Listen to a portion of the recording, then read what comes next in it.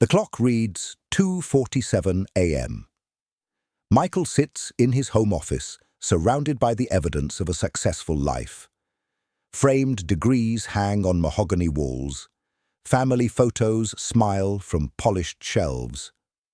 Outside the window, his luxury car gleams under the streetlight. He's 52 years old. He's achieved everything he set out to accomplish. And yet, in this moment, staring at his reflection in the darkened computer screen, he feels absolutely nothing. Not sadness, not joy, just a profound, aching emptiness that has no name. This isn't depression, though it might look like it. This isn't a midlife crisis in the cliché sense of buying a sports car or chasing youth. This is something far more fundamental, far more terrifying. It's the sound of your soul knocking on the door you've kept locked for decades, demanding to be heard. If you're watching this video, there's a chance you know this feeling. Perhaps you've woken up in your own version of Michael's office, wondering how you got here. Perhaps you've looked in the mirror and realized you don't recognize the person staring back. You've done everything right, followed every rule, checked every box society told you to check, and somehow, impossibly, you feel more lost now than you did at 20. Carl Jung, the Swiss psychiatrist who mapped the depths of the human psyche, would tell you something that might shock you.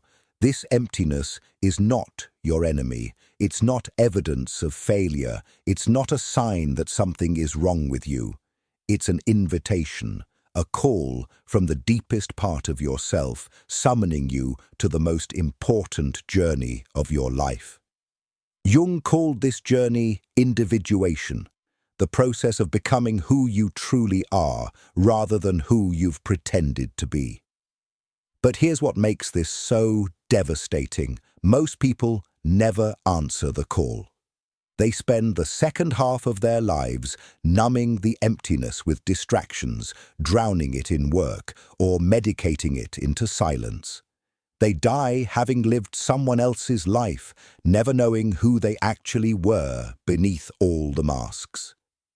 This video is not for them. This video is for you, someone brave enough to stop running, to turn and face the void, and to ask the most terrifying question a human being can ask. Who am I, really? What you're about to discover will change everything.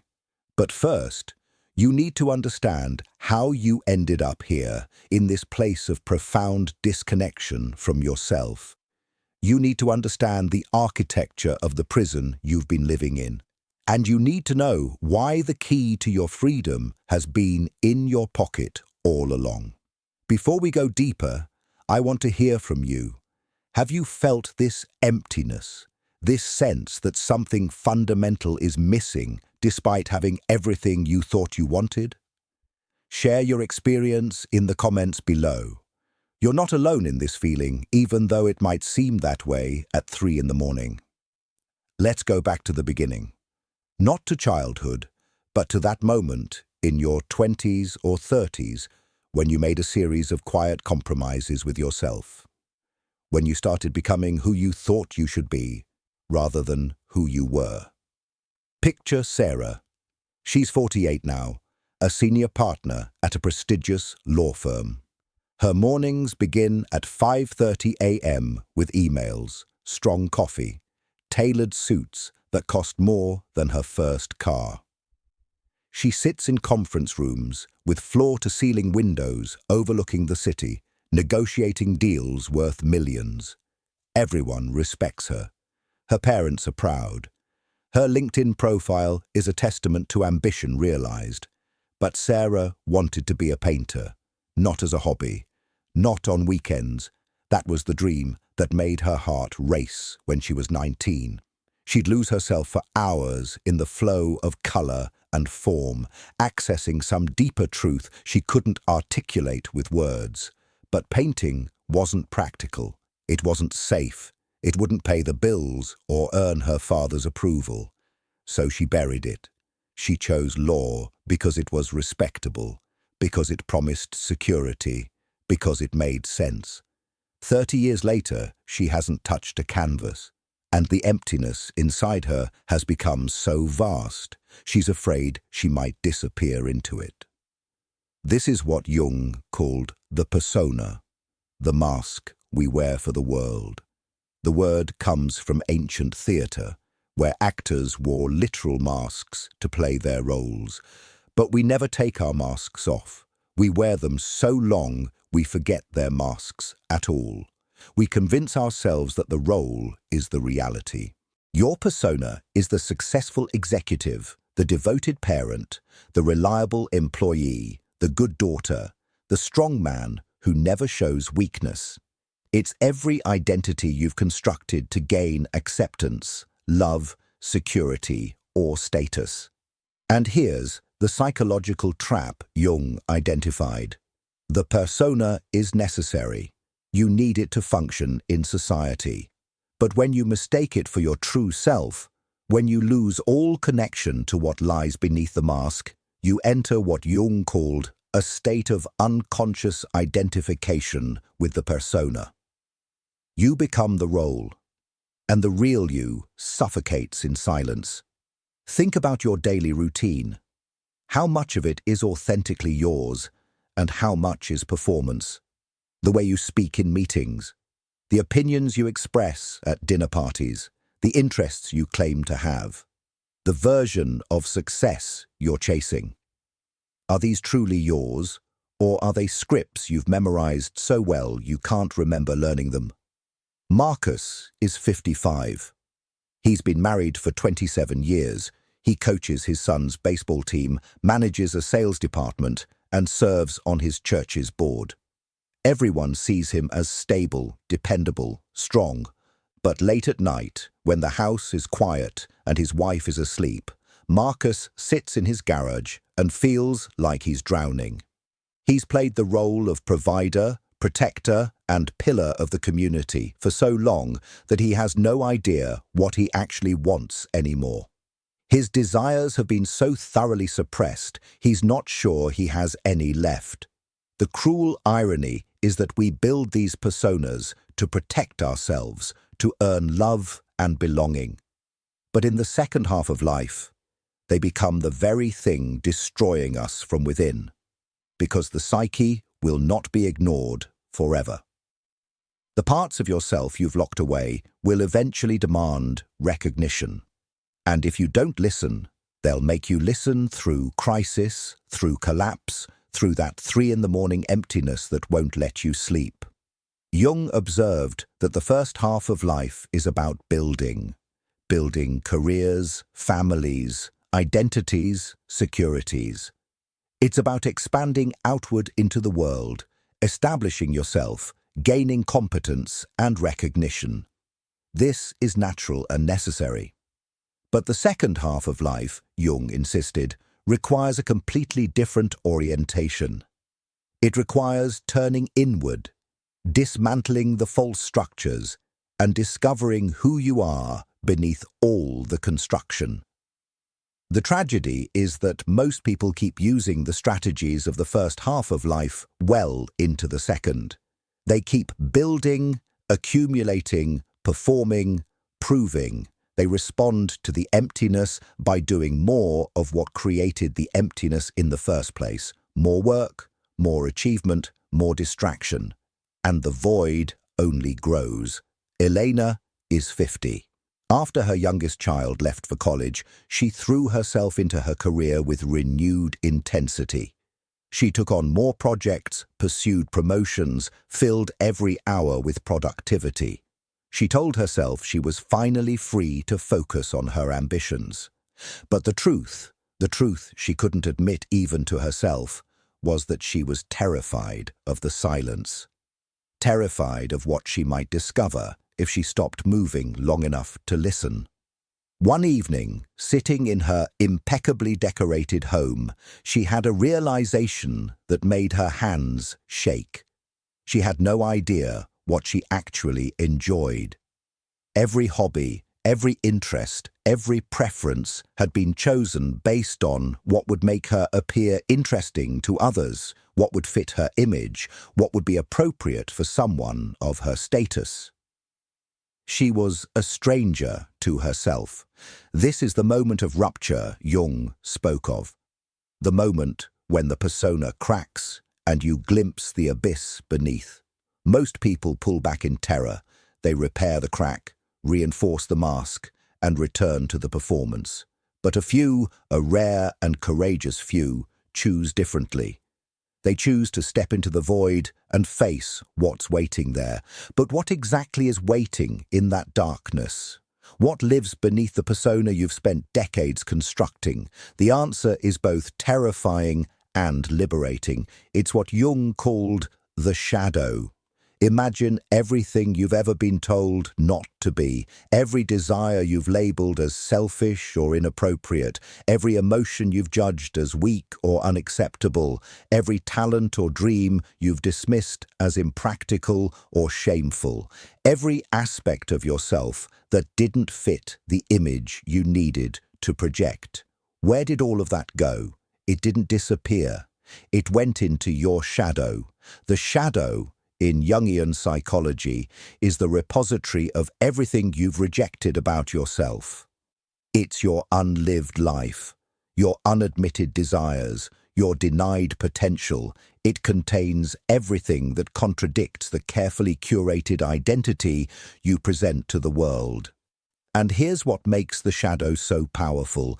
It doesn't actually go away when you reject it. It goes underground, into the unconscious, where it grows in the dark. Robert is 53, a pastor at a large church. His life has been devoted to service, to being a moral exemplar, to embodying compassion and selflessness.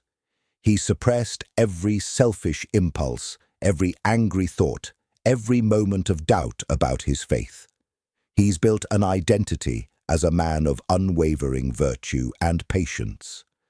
But lately, he's been having dreams.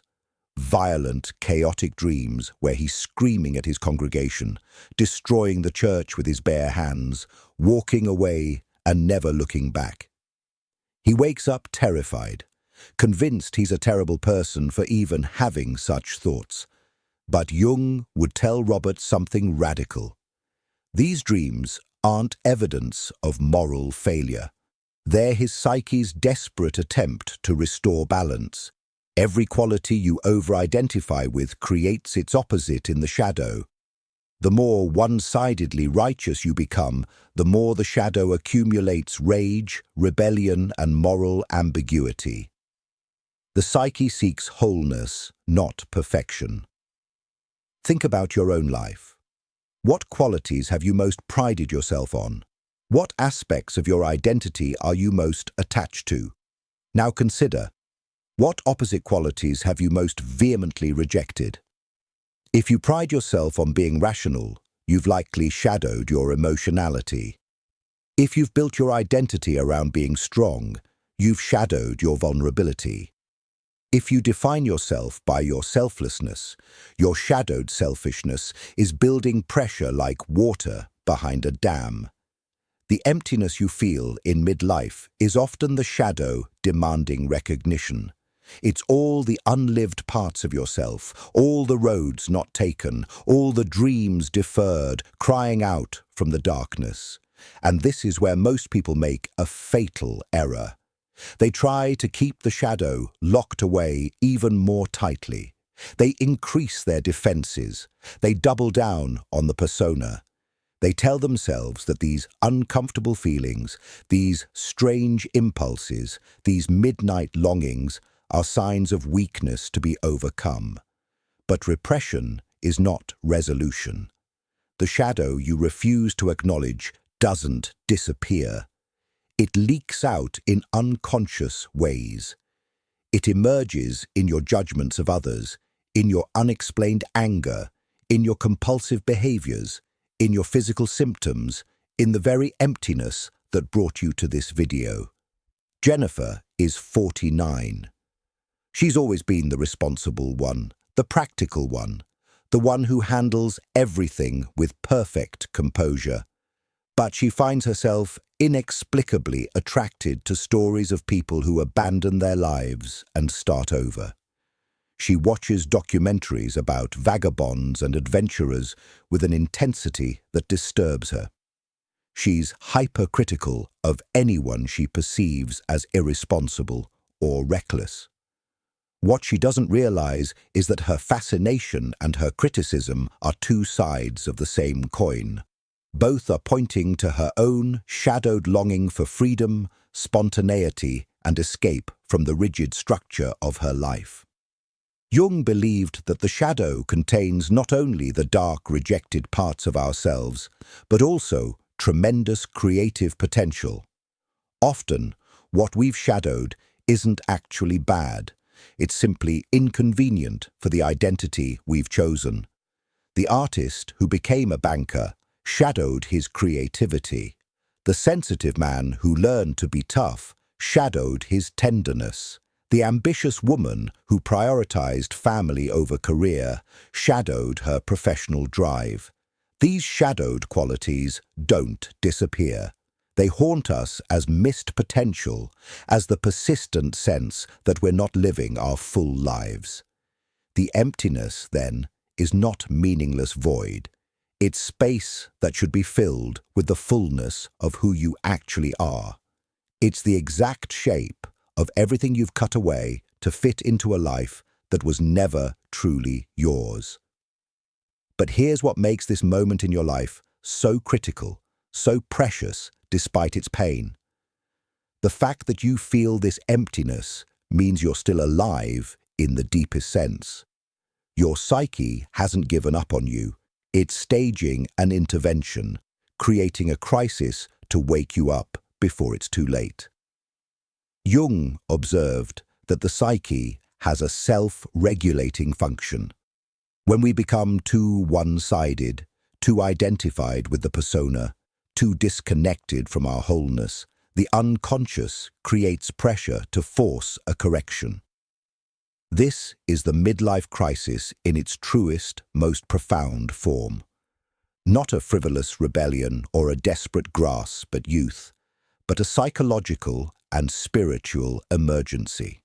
Your soul is in crisis because the life you're living and the person you truly are have diverged so completely that continuing the charade would be a form of death. Thomas is 51. He's been having panic attacks for the first time in his life. They come without warning, in the middle of perfectly normal days, during presentations, in grocery stores, while watching television. His doctors can find nothing physically wrong with him, but psychologically, something is very wrong indeed. His body is literally rejecting the life he's living. It's saying no with a force he can no longer ignore. These breakdowns are actually breakthroughs trying to happen.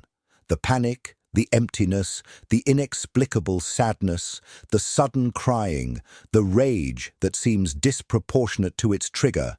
These aren't malfunctions, they're communications from the deepest part of yourself, using the only language available when words have been refused for decades. And this brings us to the most important question of all. What do you do with this knowledge? How do you respond to the call? Because make no mistake, this emptiness is a call. An invitation to the most significant journey of your life. Jung called it individuation, the process of becoming an individual, of actualizing your unique potential, of integrating all the disparate parts of yourself into a unified whole. But the path of individuation is not easy. It requires something most people in the second half of life have spent years avoiding: radical honesty with yourself. It requires confronting your shadow, dismantling your persona, and venturing into psychological territory that feels dangerous precisely because it's unknown. Most people refuse the call. They medicate the emptiness, distract themselves until death, or simply resign themselves to quiet desperation. but you're still watching, which means some part of you, however small, is considering something different, something terrifying and transformative. What happens if you actually say yes? Before we explore that answer, I need to know, are you recognizing yourself in these stories? Are you seeing the persona you've worn, the shadow you've repressed, the emptiness that's been trying to tell you something? Share your thoughts in the comments. This is not just a video you watch passively, it's a mirror. And what you see reflected back will determine everything that comes next. So you've heard the call. You've recognized the emptiness for what it is. Not failure, not weakness, but an invitation to become whole. Now comes the question that actually matters. How do you begin? Individuation is not a self-help program. It's not a series of life hacks or a 5-step process to a better you.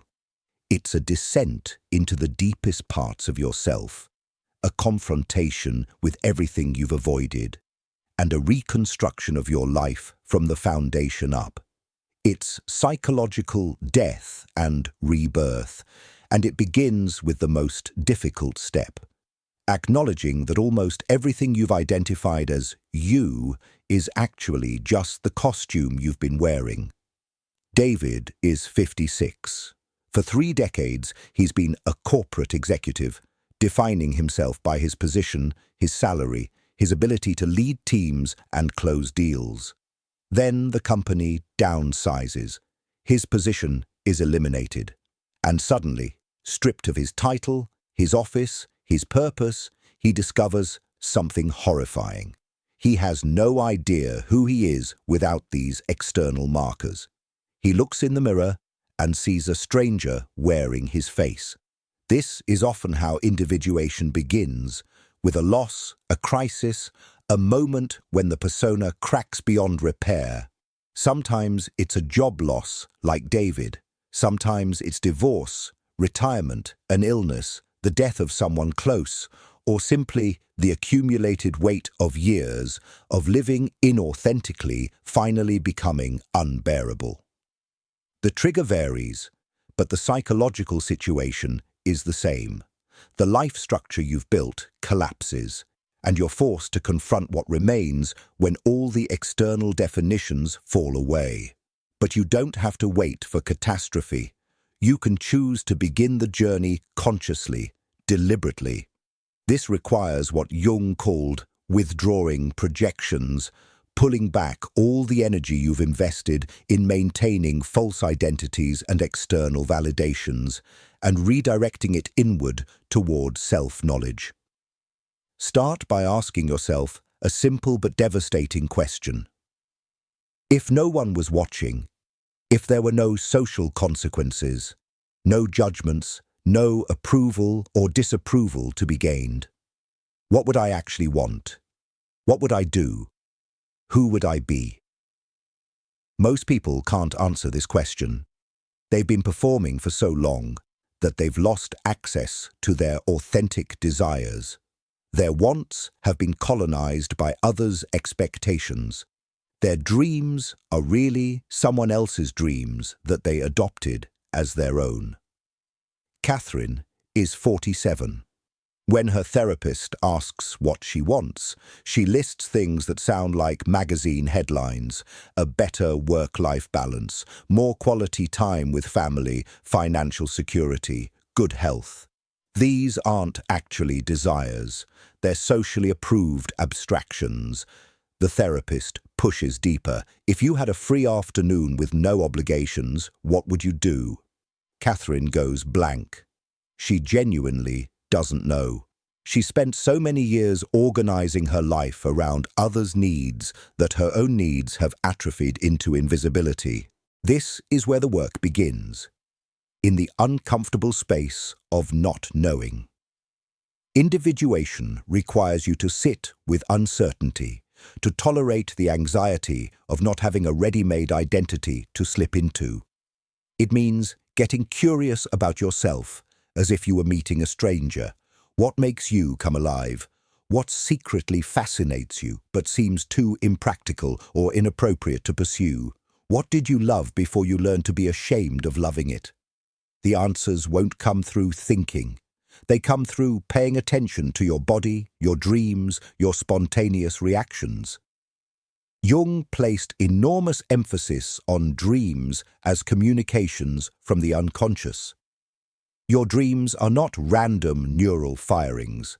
They're symbolic messages from the parts of yourself that don't have direct access to conscious awareness. Marcus, whom we met earlier, starts keeping a dream journal on the advice of a therapist. At first, the exercise seems pointless. But over weeks, patterns emerge. He dreams repeatedly of being trapped in houses with locked rooms he can't access. He dreams of animals, wolves, bears, birds, that he's both afraid of and drawn to. He dreams of a woman with his mother's face who criticizes everything he does. These aren't literal scenarios to be analyzed like puzzles. They're symbolic landscapes showing him the psychological reality he's living in.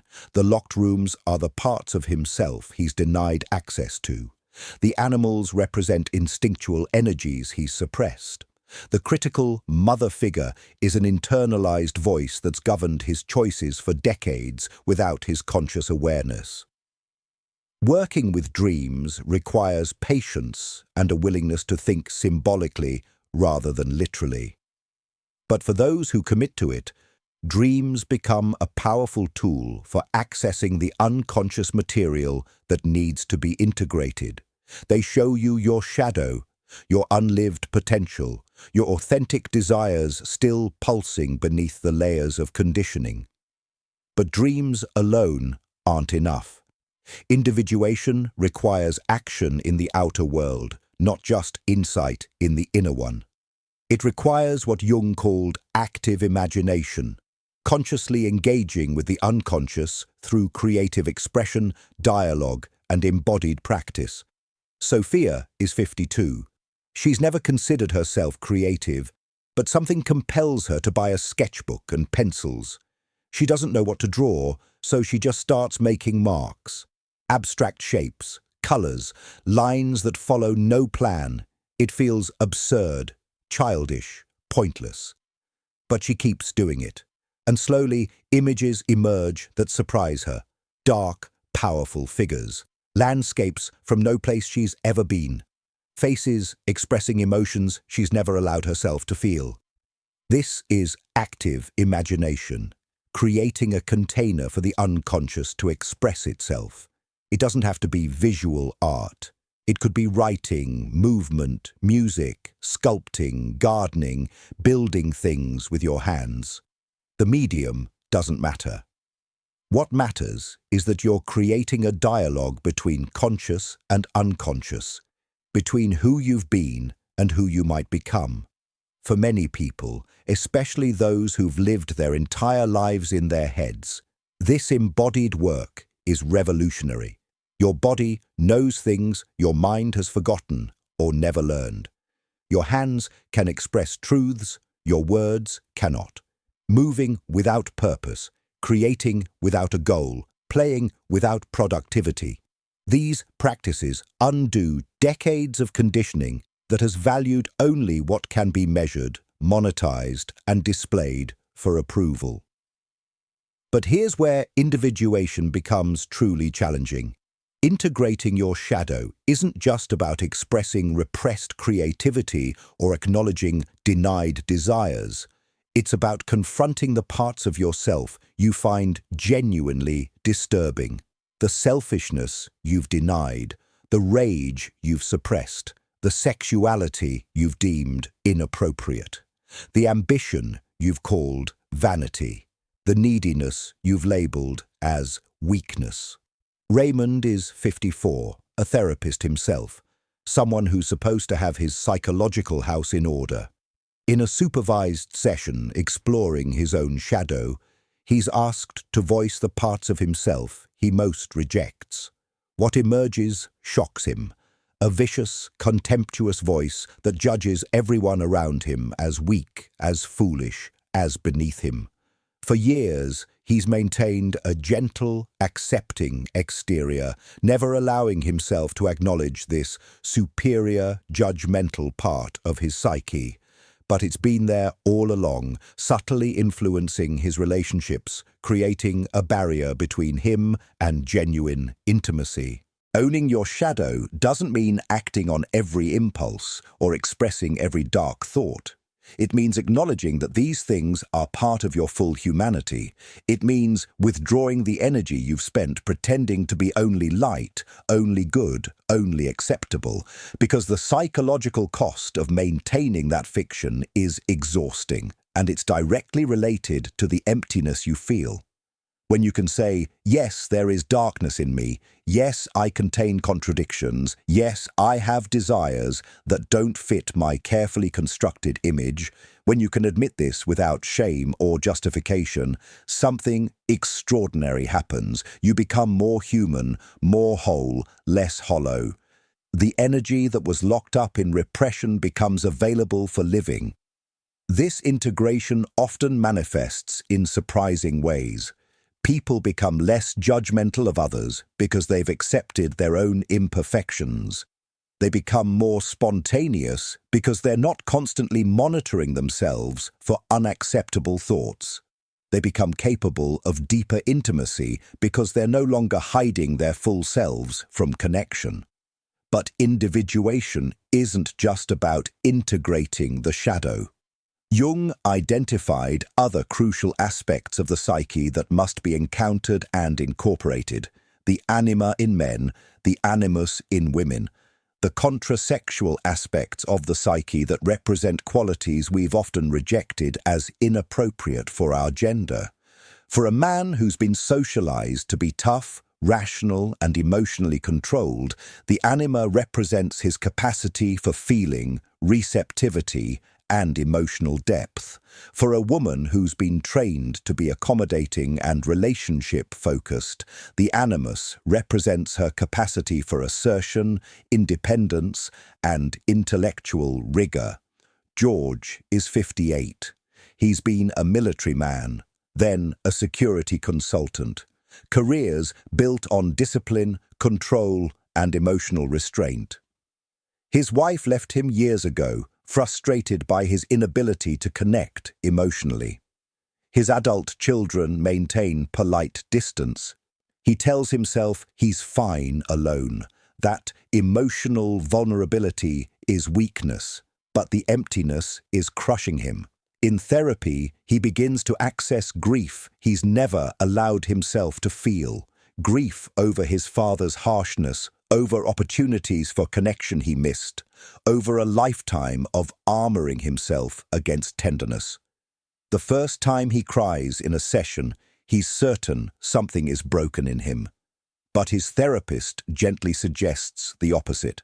Something is finally healing. For George, encountering his anima, his capacity for emotion, vulnerability, and relational depth, is literally saving his life. These aren't feminine qualities that make him less of a man. They're human qualities that make him a complete person rather than a fragment playing a role.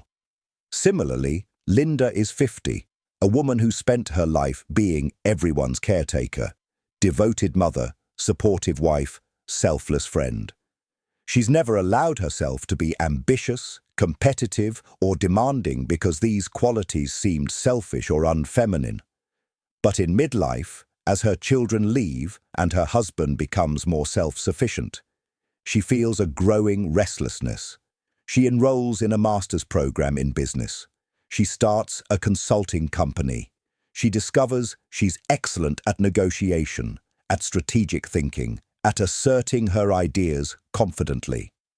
Her family is surprised, even uncomfortable, with this new Linda.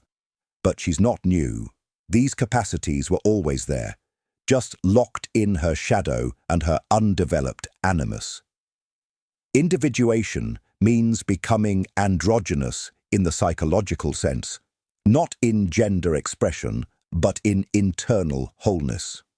It means men developing their receptive, relational, emotional capacities and women developing their assertive, analytical, independent capacities. It means refusing the cultural scripts that say you can only be half a person. This process doesn't happen overnight. Jung estimated that genuine individuation could take decades, often occupying the entire second half of life. It's not a destination you reach, but a continual journey toward greater wholeness, greater authenticity, greater alignment between your inner truth and your outer life. And here's what makes it worthwhile, despite the difficulty.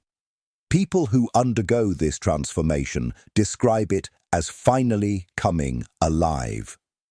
The emptiness doesn't just diminish, it transforms into fullness. Not the false fullness of achievement and accumulation, but the deep satisfaction of being genuine, of living from your center rather than from others' expectations. They describe relationships becoming more real, even if fewer in number. Surface friendships fade, but the connections that remain deepen profoundly. They describe work becoming more meaningful, even if less prestigious. The external markers of success matter less, but the internal sense of purpose intensifies. They describe a growing comfort with solitude because they're finally enjoying their own company rather than fleeing from an empty self. Janet is 60 now. 5 years ago, she was the woman I described earlier, successful, decorated, completely disconnected from herself. She began the work of individuation after a health scare forced her to confront her mortality. It wasn't easy. She had to leave a prestigious job that was killing her spirit. She had to end a marriage that looked perfect but felt hollow. She had to disappoint people she'd spent decades trying to please. She had to sit with months of discomfort as she discovered who she actually was beneath all the performance. Today she lives more simply. Smaller house, smaller income, larger life. She paints every day, not professionally, not for sale, just for the pure joy of it. She's in a relationship with someone who knows her fully, shadow and all, and loves her not despite her complexity, but because of it. She has a small circle of friends with whom she can be completely herself, and the emptiness, gone, replaced by a sense of rightness, of alignment, of being at home in her own skin for the first time since childhood. This is what awaits on the other side of the call to individuation. Not perfection, not constant happiness, not the elimination of all problems, but authenticity, wholeness, the profound relief of finally living your own life. But make no mistake, this journey requires courage that most people don't possess or won't summon. It requires you to disappoint people, to change in ways that disturb your relationships, to give up securities you've clung to become someone your younger self wouldn't recognize. It requires you to value your soul's integrity over social approval. And in a culture that worships the persona, that's a revolutionary act. I want to pause here and hear from you. What's resonating? What's challenging? Are you recognizing the call to individuation in your own life? Are you feeling the resistance to answering it? Share your thoughts in the comments below. This journey is deeply personal, but it's not meant to be walked alone. Your story might be exactly what someone else needs to hear to find the courage to begin. Let me tell you about the moment everything changes. It's not dramatic. There's no lightning bolt of enlightenment, no sudden transformation where you wake up fully individuated and whole. The moment everything changes is far quieter, far more subtle. It's the moment you stop asking, "What should I do?" and start asking, "What is true?" This shift is seismic, even though it's silent. For decades, you've organized your life around external authorities, parents, society, religion, culture, your peer group, your industry's norms. You've been asking, what's expected of me? What's appropriate? What will people think? What's the smart move?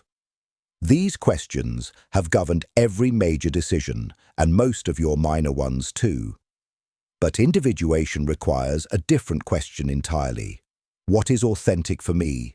What is true to my actual nature, regardless of whether it makes sense to anyone else? Martin is 53. He's been a physician for 25 years, following a path his parents envisioned for him before he could walk. He's good at it, competent, respected, financially secure. But he's never once felt genuinely excited about medicine. In therapy, exploring his shadow and his unlived life, he admits something he's never said aloud. He wanted to be a carpenter. He wanted to work with his hands, to build beautiful things from wood, to spend his days in physical creation rather than in fluorescent-lit examination rooms. His therapist asks, "So why don't you?" The question seems absurd. He's 53. He has a career, a reputation, financial obligations. He's not qualified to be a carpenter. What would people think? What would his parents say? It's impractical, irresponsible, ridiculous. But what if those aren't reasons? What if they're just the voices of the persona protecting itself from dissolution? Martin spends months wrestling with this question. And slowly, a new understanding emerges. He doesn't have to abandon medicine completely or transform into a full-time carpenter overnight. But he can start telling the truth. He can start spending his weekends in his garage, working with wood. He can reduce his clinical hours. He can begin orienting his life toward what brings him alive rather than what maintains an image. 2 years later, Martin has restructured his medical practice to 3 days a week. The other days, he's in his workshop, crafting furniture that people actually commission and buy. His income has dropped. His colleagues think he's crazy. His parents are confused. But the emptiness that plagued him for decades, gone. He's exhausted at the end of the day, but it's the good exhaustion of having actually lived, rather than the soul death of having merely performed. This is what individuation looks like in practice. Not perfection, not complete transformation, but incremental movements toward authenticity. Small acts of courage that, accumulated over time, reshape your entire life. But here's what stops most people: the fear of being selfish. Especially for those who've built their identity around being selfless, around serving others, around being the reliable one. The prospect of prioritizing their own truth feels morally wrong. Angela is 55, a hospice nurse who's devoted her life to caring for dying patients with extraordinary compassion. She's proud of her work, and rightfully so, but she's burning out in a way that goes beyond normal job stress. She's becoming brittle, resentful, exhausted in a way that sleep doesn't fix. In a moment of brutal honesty, she admits to herself she doesn't want to do this work anymore. But immediately, the guilt crashes in. How can she even think that? People depend on her. She's good at this. Leaving would be abandoning her patients, her calling, her purpose. Her therapist offers a different perspective. What if continuing to do work that's destroying you is actually the selfish choice? What if it's selfish because it prioritizes your image of yourself as a selfless caregiver over the truth of what you can sustainably give? And what if leaving would free you to find the work you can do from genuine fullness rather than depleted obligation? This reframe changes everything for Angela. She realizes she's been clinging to her identity as a hospice nurse, not because it's her authentic calling, but because it makes her feel morally superior, needed, important in a way that soothes her shadow's hidden insecurities. The persona of selfless healer has become a prison as confining as any other. Within a year, Angela leaves hospice care. She retrains as a massage therapist, working with chronic pain patients in a less emotionally intense context. Her income drops significantly, but she can breathe again. She can give from fullness rather than depletion. And paradoxically, she's actually more present and helpful to the clients she does work with because she's no longer performing selflessness, she's living authentically. Jung called this the sacrifice of the persona, the necessary death of the false self so the true self can emerge. It feels like death because, in a very real sense, it is death. The person you've been for decades has to die for the person you actually are to live. No wonder people resist. No wonder the emptiness feels easier than the transformation. But death, in the psychological sense, is always followed by rebirth. The individuation process has been symbolized across cultures through death and rebirth mythology because that's precisely what it feels like. You descend into the underworld of your psyche, confront the shadow and the denied parts of yourself, experience the dismemberment of your old identity, and then, if you're brave enough to stay with the process, you're reconstituted into something more whole. This is not metaphor. People describe the individuation process in these exact terms: a death, a descent, a dissolution, and then a gradual rebuilding from a truer foundation. James is 57. 2 years into his individuation journey, he describes a period of about 6 months where he felt like he was disappearing. The man he'd been, confident, certain, defined, seemed to be evaporating. He didn't know what he wanted, who he was, where he was going. His wife was concerned. His friends pulled away, unsettled by his uncertainty. He went through what St. John of the Cross called the dark night of the soul. A period where all the old guideposts are gone, but the new ones haven't appeared yet. He describes sitting on his back porch one evening, feeling more lost than he'd ever felt in his life, when something shifted. Not dramatically, but he realized, I don't know who I am, and that's okay. I'm not supposed to know yet. I'm in the space between stories, between identities. And this space, as uncomfortable as it is sacred. This is where the real work happens. That realization allowed him to stop fighting the uncertainty, to stop trying to rush back into a defined identity. He let himself not know. He let himself be in process. And gradually, organically, a new sense of self began to emerge. Not imposed from outside, not constructed to please others, but arising from within, like a plant growing toward light. This is the courage individuation requires. The courage to not know, to be undefined, to exist in the liminal space between who you were and who you're becoming. Most people can't tolerate this ambiguity. They rush back into familiar patterns, back into the persona, back into the emptiness they know, rather than the transformation they don't. But for those who stay with it, who trust the process, even when it feels like disintegration, something miraculous happens. Life becomes newly saturated with meaning. Colors seem brighter. Conversations go deeper. Simple pleasures that you'd stopped noticing become profound again. You remember what it felt like to be alive before you learned to be appropriate. This is what Jung meant when he said, the goal of individuation is not perfection, but wholeness. Wholeness includes the light and the dark, the successes and the failures, the appropriate and the wild. It includes all the contradictions you've been trying to resolve by denying half of yourself.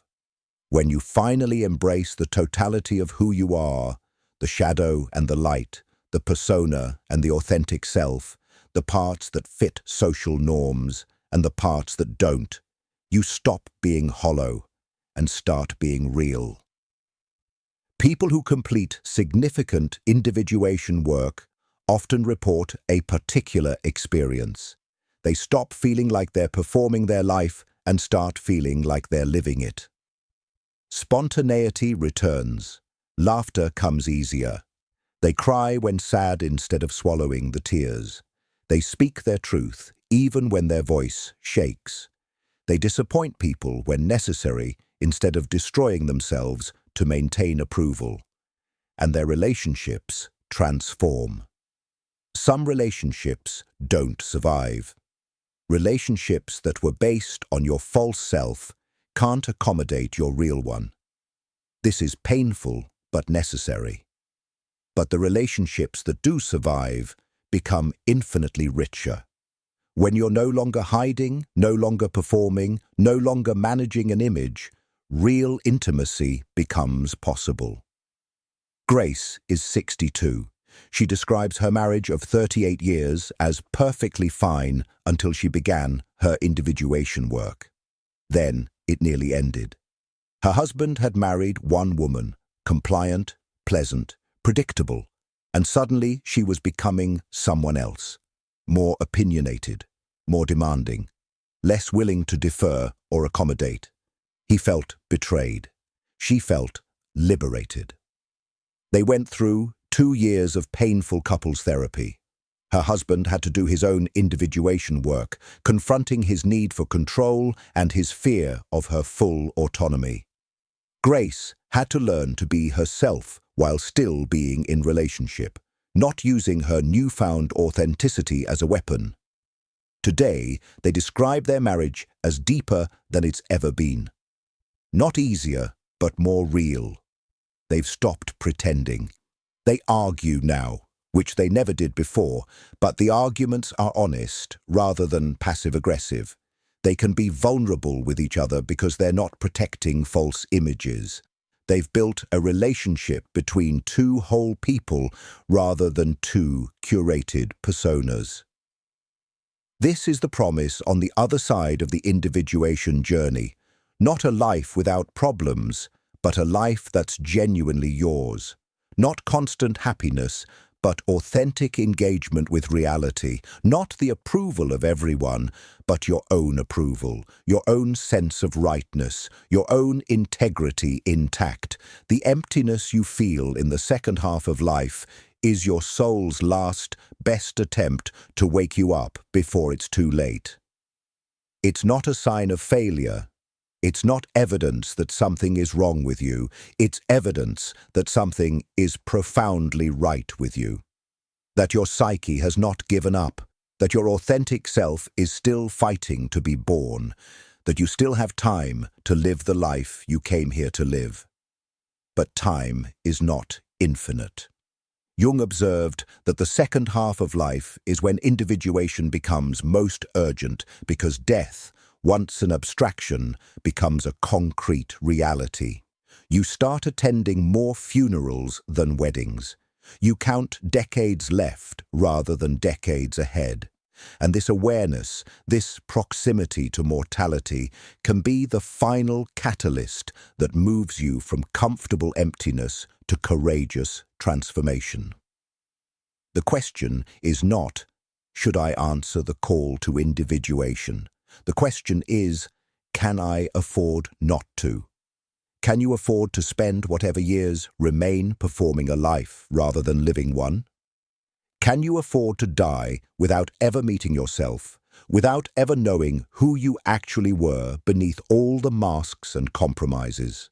Before we move to the final part of this journey, I want to thank you, genuinely thank you, for staying with this exploration.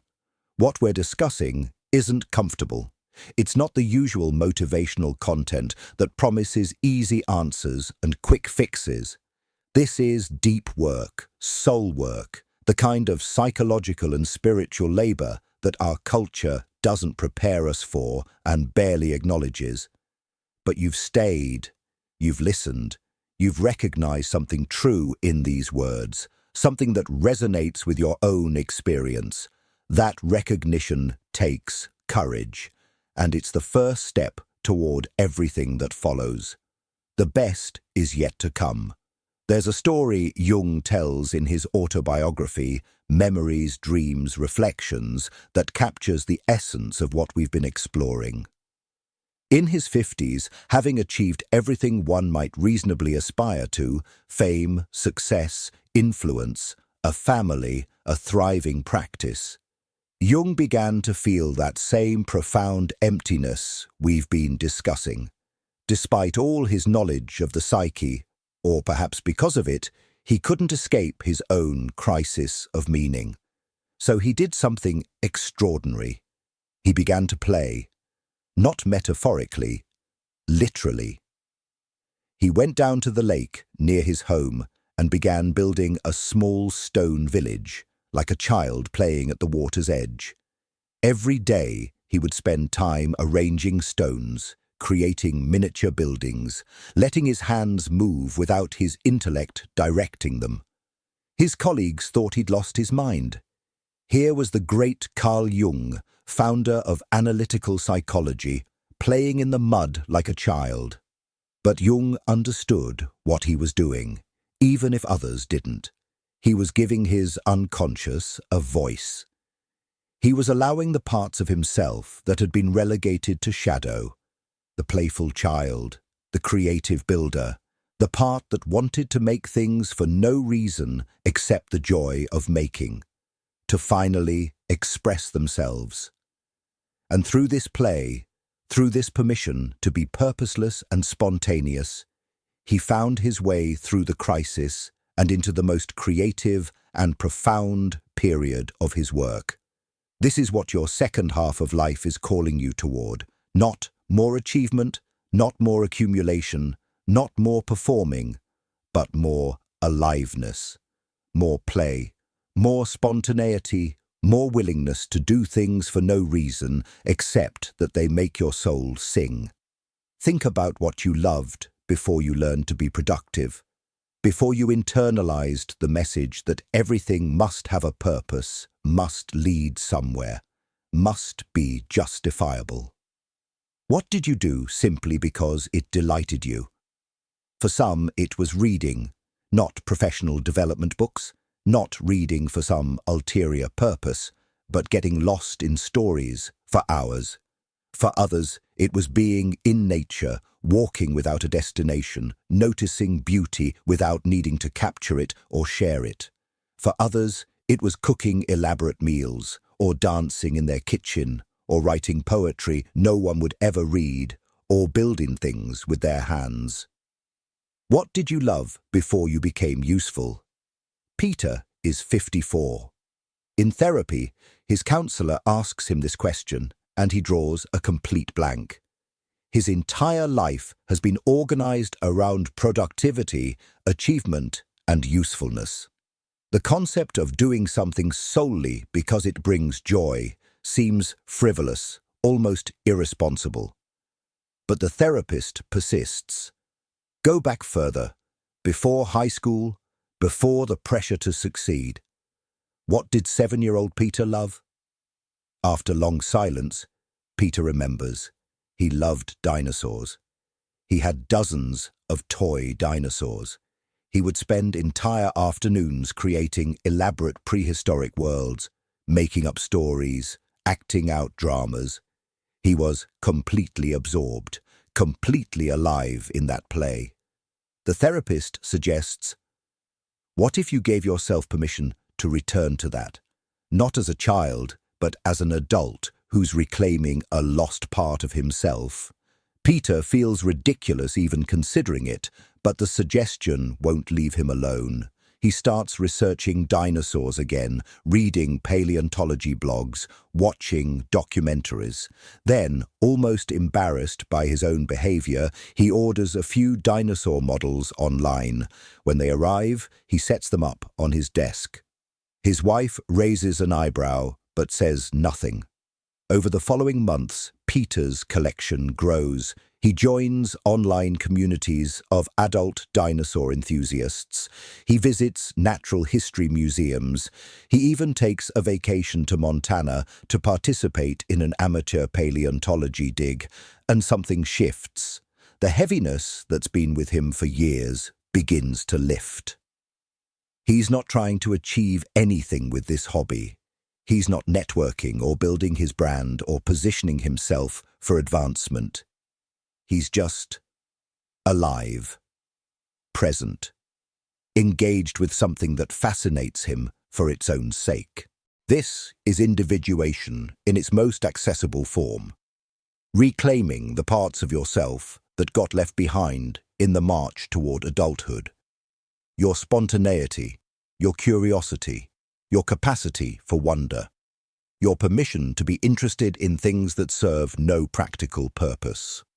Jung called this reconnecting with the divine child archetype, the eternal part of us that's creative, spontaneous, authentic, and connected to life's vitality. Not childish, but childlike.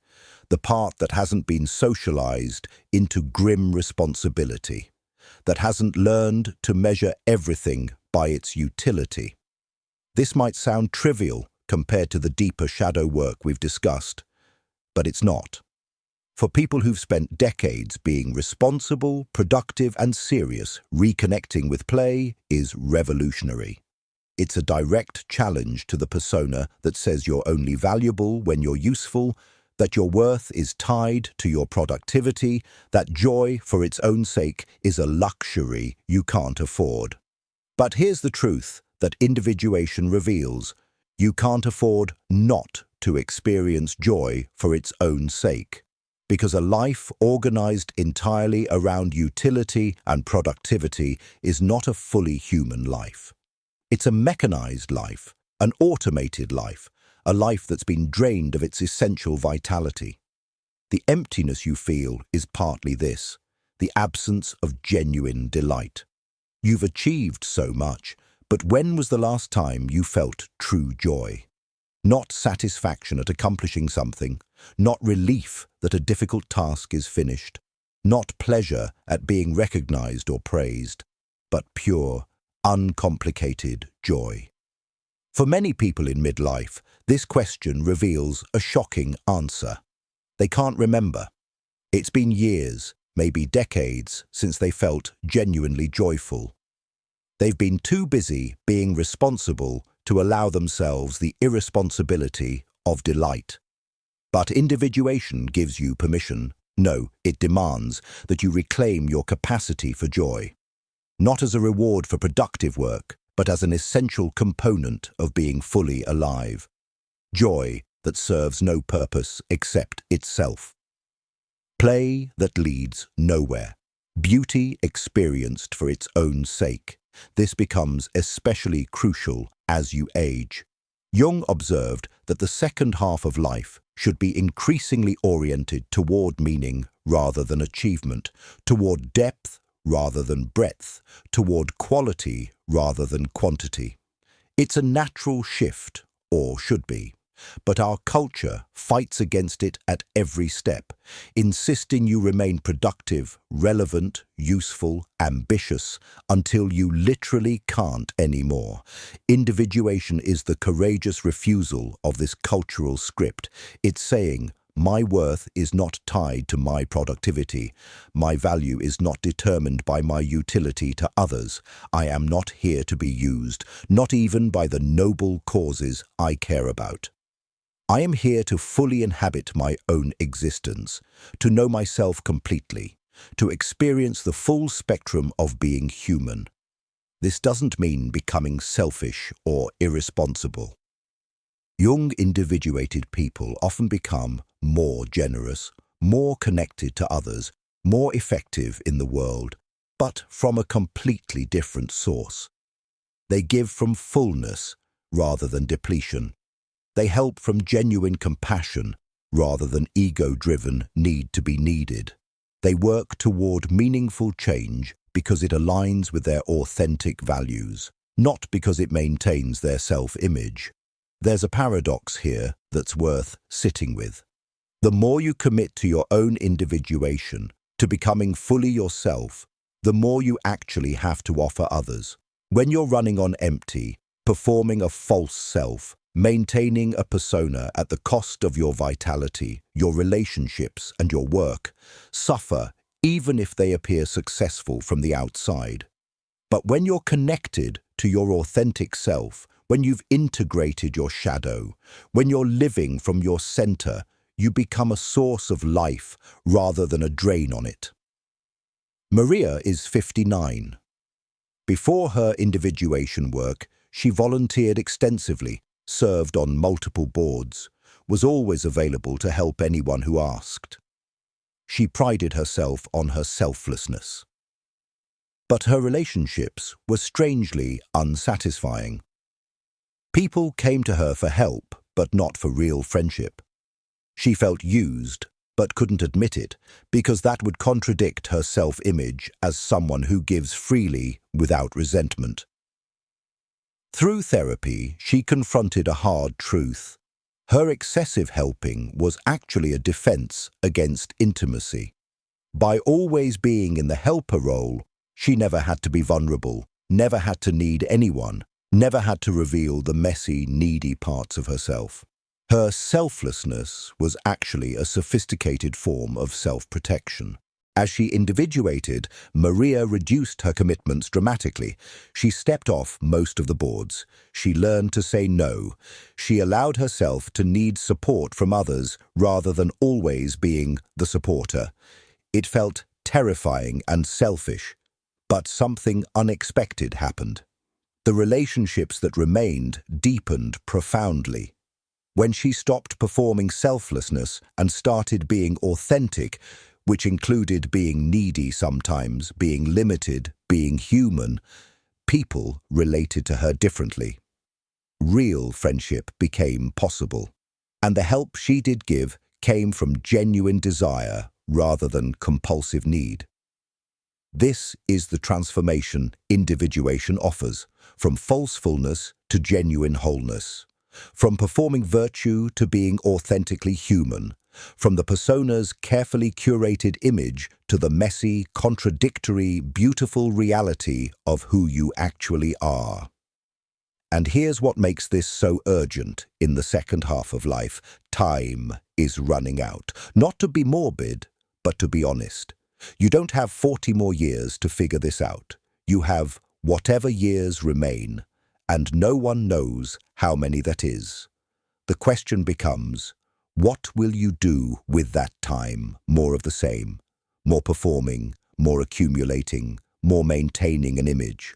Or will you finally, courageously become yourself? Jung wrote, "The afternoon of life must have a significance of its own and cannot be merely a pitiful appendage to life's morning." This significance isn't found in continued achievement or in clinging to youth or in accelerating your pace to outrun mortality. It's found in exactly the opposite direction, in slowing down enough to meet yourself, in turning inward rather than always outward, in valuing being over doing, in choosing depth over breadth. This is countercultural in the extreme. Everything in our society pushes against it. The pressure to remain productive, relevant, young, ambitious, connected, optimized. These messages bombard you constantly. The suggestion that you might step back from the race, that you might prioritize inner development over outer achievement, that you might value your own psychological and spiritual growth over your contribution to GDP. This is almost revolutionary. But revolution is exactly what individuation is. It's a revolution against the external authorities that have governed your life. It's a revolution against the internalized voices that tell you who you should be. It's a revolution against the persona you've maintained at such enormous cost. And it's a revolution in favor of something audacious, your own authentic existence. The call to individuation, That emptiness you feel, that quiet desperation, that sense that something essential is missing despite all your achievements, is your psyche staging this revolution. It's your soul refusing to go quietly into the night. It's the deepest part of you saying, I still have time. I can still become who I actually am. It's not too late. And it's not too late. Whether you're 45 or 75, whether you're at the beginning of the second half of life or well into it, whether you've spent decades living inauthentically or you're just beginning to realize the persona you've been wearing, it's not too late. The journey of individuation can begin in any moment you choose to answer the call. But it must begin. The emptiness won't fill itself. The false self won't dissolve on its own. The shadow won't integrate without your conscious engagement. Individuation requires your active participation, your willingness to undertake the most challenging and rewarding work of your life, becoming yourself.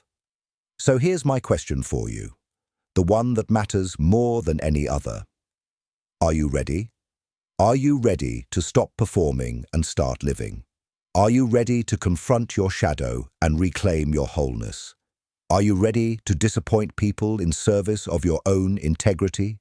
Are you ready to not know who you are so you can discover who you actually are?